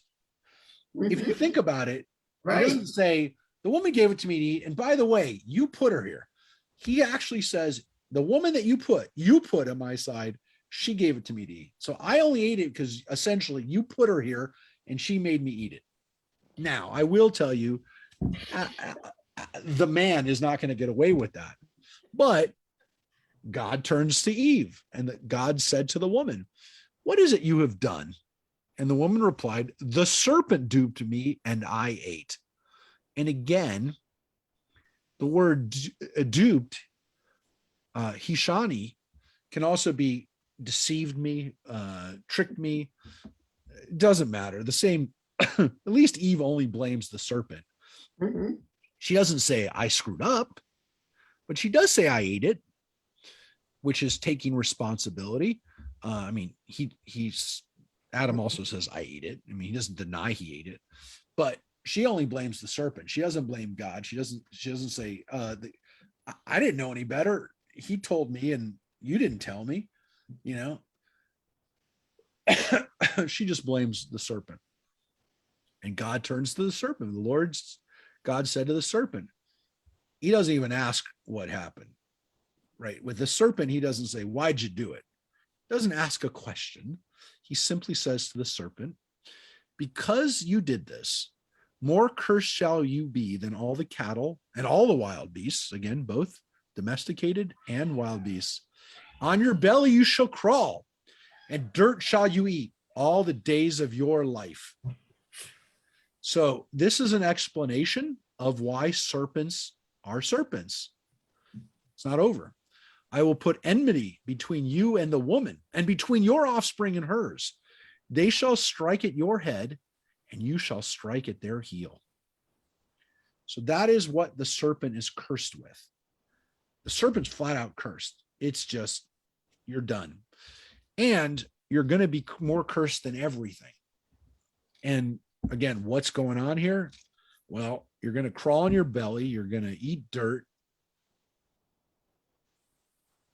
which by the way means that serpents didn't crawl in their bellies originally.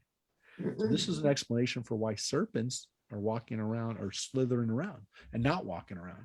So, again, people saw snakes. I mean, they looked at the snakes. They're crawling around. That's not a great position to be at. You're literally in the dirt. And there are lizards, and they have feet. So something happened to that thing not to have feet. So they developed, whatever you want to say. They don't have feet. People looked at them and said, well, this is the reason why they were cursed. And the reason they were cursed is because this animal, which is very smart, was actually did something terrible to us. Now, there's a lot of explanations for what's going on here. Why is the serpent picked on? Some people say that, again, it represents the devil. You read this and it's very hard to understand how anyone would draw the devil from this. But people have. It's not so much in Judaism, obviously. It doesn't really come from Judaism. It comes from Christian mythology, that this is actually the devil. It seems to be, again, very clear that this is not a heavenly being. This is an explanation for why serpents crawl on the ground. Some people say that this is an explanation for why human beings are now the, if you will, the ones in charge. And some people have speculated, including Carl Sagan, very famously in a book that he wrote called, just trying to see if I have it on the shelf. It's called The Serpents of Eden, where he speculates that this actually is an explanation for, let me just see if I have it. It is an explanation for why human beings have a knowledge that there were great reptiles that once roamed the earth. Yeah, here it is. The dragons of Eden, sorry. It's called the dragons of Eden. And again, this idea, speculations on the evolution of human intelligence, that this is a human explanation for why they looked around and saw there were at one point great reptiles, why we have myths about dragons and serpents that are very powerful. That again, people knew that there was a time when reptiles ruled the earth as dinosaurs, and that they don't anymore. And so what happened is we essentially replaced them. So maybe this is a story that keeps along this understanding, a mythological understanding for what happened to these great reptiles, and the reptilian brain, the subduing, if you will, of the reptilian brain, which is another level of psychology and explanation for why human beings developed the way they did. So again, it's possible. There is this understanding that this is a punishment, folks, that this is definitely not good. It's a curse. And again, human beings don't like snakes. Now, some human beings do like snakes, but many human beings don't like snakes. And this is an explanation for why we don't. We don't like snakes from very early on.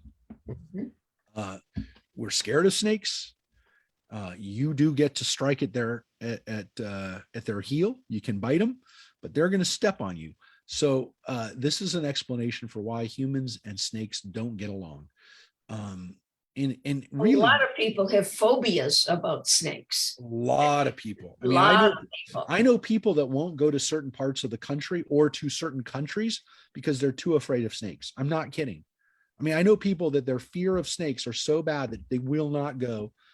They will not visit places. They won't go hiking. They won't go to famous gardens because there are snakes in the gardens. Yep. So this is a big phobia for people. And again, it's difficult to explain it logically because again, it's a fear that people have. It's a very, very common. Innate. It permeates the body. Yep. And I mean, I know I have a brother-in-law who's deathly afraid and will not travel to certain places. He literally researches what kind of snakes are there. And if there are snakes there, he won't go to places. So there's no yeah, I mean, it's very scared by it. So this is an explanation for why that there is that. And again, why that not just that enmity, but why they're going to eat dirt, because they crawl on their bellies and they're punished. Now, snakes are punished, serpents are punished, but now human beings are going to be punished. First, we're working backwards from the serpent, women. And to the woman, he said, I will make most severe your pangs in childbearing. In pain shall you bear children, yet your urge shall be for your husband, and he shall rule over you. Now, here we have this, if you will, explanation for why men rule over women. Because originally it doesn't appear that they were supposed to be like that. So the punishment essentially for women is that they have to give birth in pain, and which again seems to imply that they maybe weren't going to have pain when they were given to give birth, or maybe they wouldn't have even given birth. They wouldn't know that they were naked. So maybe this is the rise of procreation. It's very interesting, the consequences that would have happened if you pull back and say, well, what if this hadn't happened? What would happen to Adam and Eve? Would they be living in the garden still? I mean, that seems to be, again, the consequence if all these things didn't happen, which is, again, more explanations for why these things happen. But again, here we have this idea that men and women are not going to have this relationship that they should have, which is now not one of equal partnership, but one that is now, if you will, moving away from what the original intent was, which again, one can make the argument that that's not the way it should be. It's the way that it is. And that isn't necessarily good. It's not the way God wanted it. I read the Bible that way sometimes, which is, this is an explanation for why things are the way they are. We don't like them because this is not good. The fact that a woman gives birth in pain for a long time, I'm talking about since we've understood anesthesia, that we give anesthesia oftentimes to women so they don't have this pain, because we don't want them to have pain. So this isn't a good thing. There's nothing good about this from the standpoint of like, this isn't the way it should have been. So just keep that in mind. This isn't permission for men to treat their wives, any woman poorly. It's just saying it's the way that it is now because of this broken rule, this rule that we don't have. Now, what happens to Adam? What happens to the man? Which again, it went back to Adam instead of to the human, which still should probably, again, think about it, still should, they haven't really been named yet as individuals. To the human, he said, because you did as your wife said and ate of the tree about which I commanded you. So here God says, okay, fine, you listened to her, but you didn't listen to me. And so God is very careful in pulling it back out and saying, okay, yeah, I gave her to you, and I also gave you the rule. So don't tell me you had to listen to her, because I commanded you differently. And I commanded you, again, not to touch it, but you shall not eat of it. Cursed be the ground because of you. By toil shall you eat of it all the days of your life. Thorns and thistles shall it sprout for you, but your food shall be the grasses of the field. By the sweat of your brow shall you eat bread, until you return to the ground, for from it you were taken. For dust you are, and dust shall you return. That is the famous phrase, ki afarata el afar tashuv, which in Hebrew is much prettier, which is ashes. We say ashes to ashes, dust to dust. But in Hebrew, it has this idea that you were taken from the earth, you're going to return from the earth. But what this really is a curse. What really this is that your connection to the earth now is not going to be as easy as it was, and you're going to go back into the earth, and you will become again earth again. So this is a weird explanation if you think about it. It's a statement of what the reality is, folks, the way I understand it, which is that this is what it's going to be. Your life is not going to be in the Garden of Eden where everything's provided for you anymore. You're going to have to work, and you're going to die. And this is probably, again, if you think about it, this is now the curse and what God had always said, which is you're going to die. Now, it isn't, by the way, the garden eating from the tree killed them. So that is true from the standpoint of what the serpent said. Eating from the tree didn't kill you, but it did cause you to die. And now, why? Because God has now said, you will die now. Now that you have this knowledge, you cannot live forever. And what this story really teaches us is that human beings could not both be knowledgeable and have that divine understanding of good and evil and live forever, because that's what is God. That's what God is. And Adam and Eve are not God. Human beings are not God. So we know we're not God. We know that we're human. We know that we live and we die. We know that we're not divine. But that came at a cost, right? Our knowledge of good and evil, that divine essence that we have, that divine knowledge that we have now, came at a cost, which is that we now are mortal. We now are part of a cycle of life where we return back to the earth. So if anything, the Bible really gives us an understanding of humanity, of why it is that we have the emotions that we have, why we have the desires that we have, why we have the world that we have, which is a world where people live and die, where they work, where things aren't easy, where women give birth in pain, and where, again, human beings are not going to have both eternal life, immortality, and knowledge of again, what God has, the knowledge of good and evil. So this is an explanation for, again, more of why we are who we are, what we have, and what we don't have. And so it's more of an explanation for the situation that we have, and the way, and maybe the way it could have been, but what would that life have been like? You know, there would have been a man and a woman in a garden, and that would have been it. And there wouldn't have been all the things that came after that. So this is a really, obviously, you know, and it's an explanation for why we are what we are. It's an explanation for, and it's again, it was what Joe shared in his understanding of this tree incident, if you will, the tree incident, which is that, again, this is an explanation for why things are the way they are. And again, it's maybe not the way, it's not easy. It's not the way maybe even God wanted it, but it's an explanation for why we do the things that we do. There's a real question, by the way, though, is there something we can do to get off of this cycle? Is there a way for us to not maybe be as base as we are? Is there a way for us not to just fall into these roles where it's constantly the same thing over and over again? And so I think the Bible hints at something really powerful here, which is that maybe there is a way to get off of this cycle of birth and death and pain and suffering. And maybe there's a way to understand that things don't have to always be like this. That, again, I'm not saying that we're going to eventually be immortal. That's not what I'm saying. But I'm saying that maybe there's a way out. Maybe there is a way to understand that this isn't necessarily the way God envisioned it to be. And keep that in mind as we read the rest of Genesis, especially through the story of Noah. But I will tell you, it's very different from the Christian takeaway from the story, which is that human beings created a problem with this ultimate and what Christians call the original sin. Because while there's a sense that everybody, man and women, made a mistake here, it's very difficult to say what the sin is.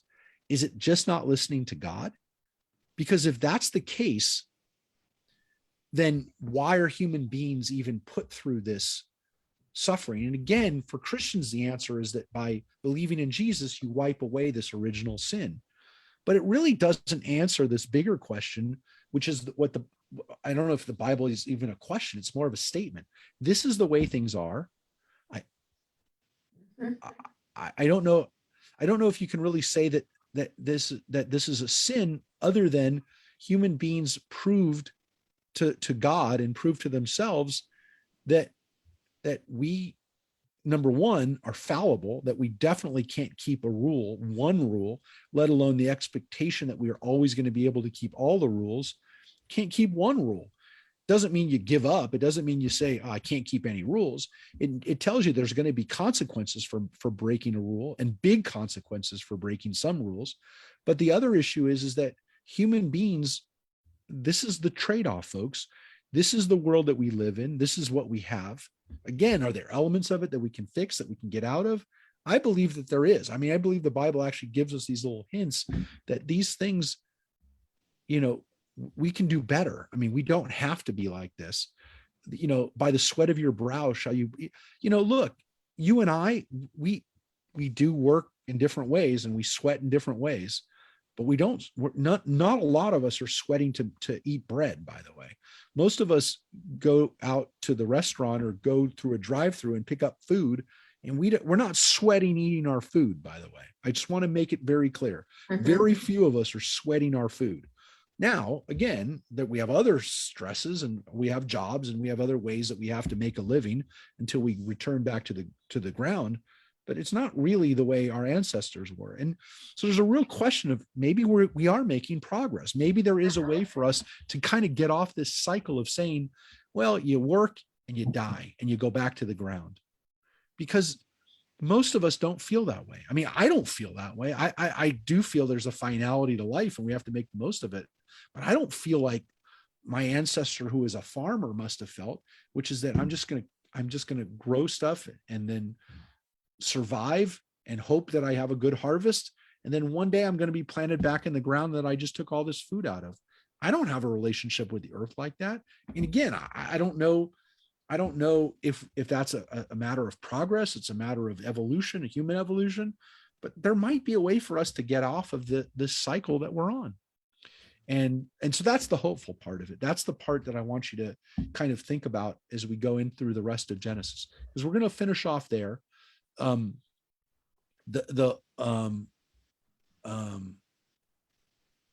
actually, we got to read these last 3 lines, because that's going to be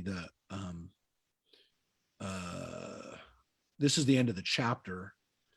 Well, I don't know. Let's finish off here because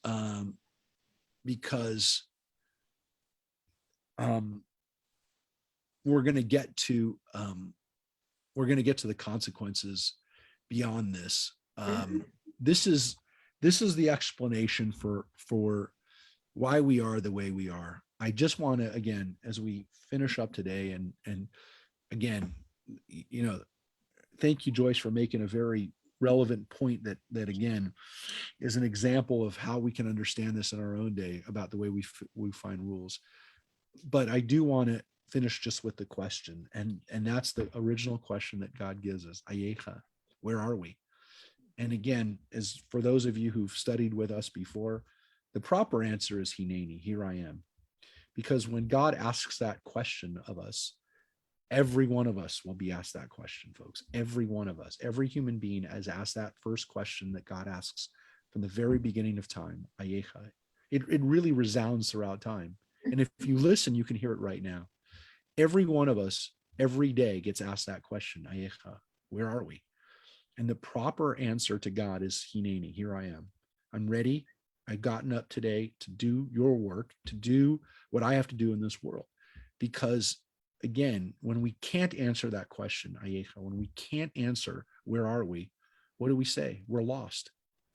The word is so powerful because even in English, when we don't know where we are and don't know who we are, we don't say we're lost. We know where we are, right? When we say we're lost, we don't mean, I don't know where I am. I can tell you, I can have my phone right here. I can give you my GPS coordinates. But of course, we know what we mean when we say we're lost. Yes. And that's what God is literally saying. Hineni wants us to say Hineni. God wants us to say Hineni. Here I am. I know where I am. And I don't feel lost. So that's the key word that, that God asks us, Ayecha, where are you? And the proper response is Hineni. And that's what God wants us to answer. And that's what God gets from Abraham. That's why Abraham is the first Jew. That's why we're the descendants of Abraham, because Abraham is the first person that when God says, I need you, I want you, where are you? You need to do something. Abraham says, Hineni. Adam couldn't say it. Adam couldn't say Hineni. Noah doesn't say Hineni. It's 20 generations after Adam that the first human being says Hineni, here I am. So Wow. It's the word that we can say every day to begin when we start our day. Hineni, here God, here I am, I'm ready. And again, it's not just to God. We have to say it to our families, to our friends, to our community, to say Hineni, here I am, I'm ready. And I know it's going to be hard. I know it's going to be challenging, but I'm here. I know where I am. I'm grounded. You say that too. I'm grounded. I'm Yes. here. So again, I hope everyone can say Hineni and answer that original question. Where are you, Ayecha? And you say Hineni. So again, hope everyone feels a sense of that tomorrow when you wake up, and for the rest of your life, hopefully you can say Hineni. So folks, please stay healthy, stay connected. If you're able to be with us in person on Friday night for services this Shabbos, we're going to have a happy hour at 7, and then services with Rick and Addie at 8, and that'll be streamed. And then again, next week we have Rebbe Soul, who's going to be visiting us from the Bay Area. He's an amazing musician. He'll be there next Friday night, and then the next Friday night, Wendy Hirsch will be there on the 29th. So the next 3 Friday nights will have live services. You'll be able to see them streaming at 8, and of course they'll be up there, and you'll be able to see them and be with us.